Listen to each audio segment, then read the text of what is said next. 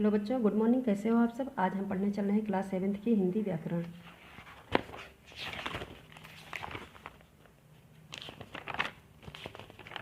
तो देखिए बच्चों, हमारा चैप्टर है शब्द विचार। आज हम शब्द विचार के बारे में पढ़ेंगे। इसके पहले हमने पढ़ा था वर्ण विचार के बारे में।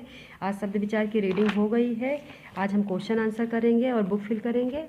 ध्यान दीजिए, शब्द किसे कहते हैं और शब्दों को किस किस आधार पर वर्गीकृत किया गया है, स्रोत के आधार पर शब्द के कौन कौन से भेद होते हैं, अनेकार्थी शब्द किसे कहते हैं। तो बच्चों यहाँ पे 4 क्वेश्चन दिया गया है। चारों क्वेश्चन का आंसर मैं बताऊंगी आप लोगों को। ध्यान से देखिए और आपको भी फेयर में करना है। शब्द किसे कहते हैं। वर्णों के सार्थक मेल को शब्द कहा जाता है। शब्दों को किस किस आधार पर वर्गीकृत किया गया है। तो शब्दों को 4 वर्गों में बांटा गया है। अर्थ के आधार पर, रचना के आधार पर, अर्थ के आधार पर, प्रयोग के आधार पर। यहाँ पे देखिए बच्चों, फर्स्ट है उत्पत्ति के आधार पर।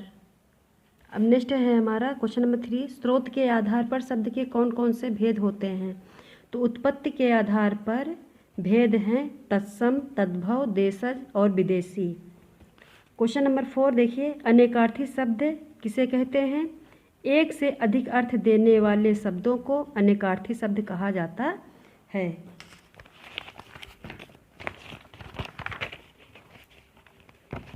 देखिए सेकंड पॉइंट है, सही उत्तर पर सही का निशान लगाइए। इनमें से कौन सा देशज शब्द नहीं है। रोटी, घर, पेट, डिब्बा। यहाँ पे 4 ऑप्शन दिए गए हैं। चारों ऑप्शन में से हमारा सही ऑप्शन है घर। तो घर के सामने वाले बॉक्स में हमको टिक कर देना है। इनमें से कौन सा योग रूढ़ शब्द है। देशभक्त, गजानन, जन्मदिन, चिकित्सालय। तो इसमें है योग रूढ़ शब्द है हमारा चिकित्सालय। इसके सामने हमको टिक करना है।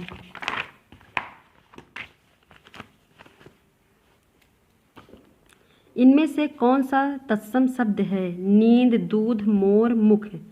तो चारों ऑप्शन में से हमारा सही ऑप्शन है मुख। मुख के सामने हमको टिक करना है।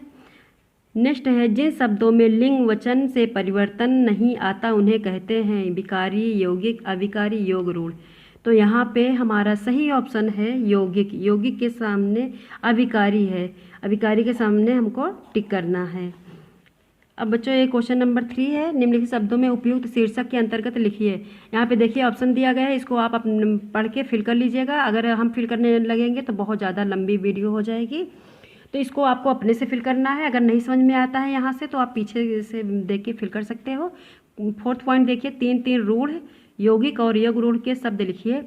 रूढ़ शब्द, यहाँ पे देखिए रूढ़ शब्द में कौन कौन से शब्द आते हैं। आदमी, लड़का, मेज। यौगिक शब्द में रसोई घर, विद्यालय, पाठशाला।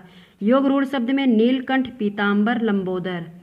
तो ये सारे शब्द हमारे हो गए रूढ़ शब्द, यौगिक शब्द और योग रूढ़ शब्द। आपको इसी तरीके से फिल करना है। नेक्स्ट है हमारा, निम्नलिखित शब्दों के तत्सम तद्भव रूप लिखिए।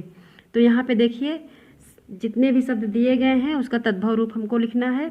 मस्तक का हो गया माथ, स्वर्ण का हो गया सोना, रात्रि का हो गया रात, कर्म का हो गया काम, सत्य का है सच तद्भव, दंत का हो गया तद्भव दांत, कपाट का किवाड़, भ्राता का भाई, सिर का सिर, घृत का घी, अश्रु का आंसू और पद का पाँव, 10 का 10, ग्राम का गांव।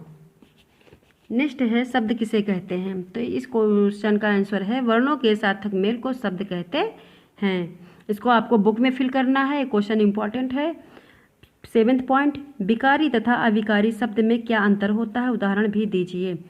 ऐसे शब्द जो लिंग, वचन, कारक, काल आदि के कारण बदल जाते हैं विकारी कहलाते हैं। तो यहाँ पे बच्चों विकारी और अविकारी में अंतर पूछ रहा है।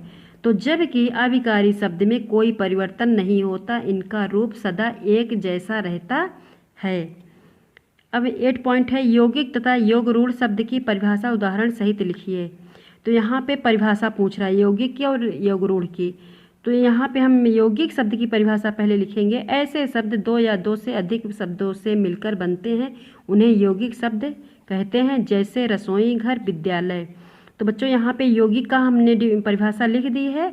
योग रूढ़ का यहाँ पे स्पेस है नहीं तो हमने नहीं लिखा। योग रूढ़ की परिभाषा मैं आपको बता दे रही हूँ, यहाँ पे है।